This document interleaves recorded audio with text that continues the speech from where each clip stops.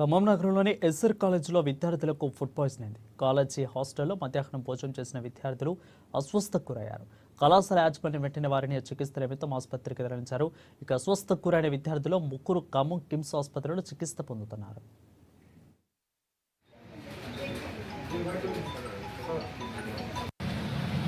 వాళ్ళ పాపే కదా, పాప ఎవరైనా వాళ్ళ పాప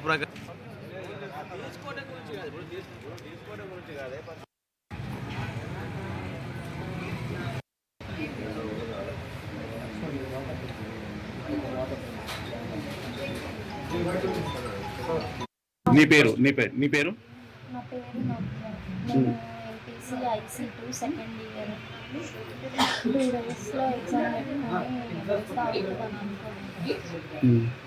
ఫుడ్ వల్లనే ప్రాబ్లమ్. హాస్టల్లో చాలా మంది సఫర్ అవుతున్నారు. ఇంకా హాస్టల్లో చాలా మంది వాళ్ళు చూసుకున్నారు. నాకు సివియర్ అయిపోయింది.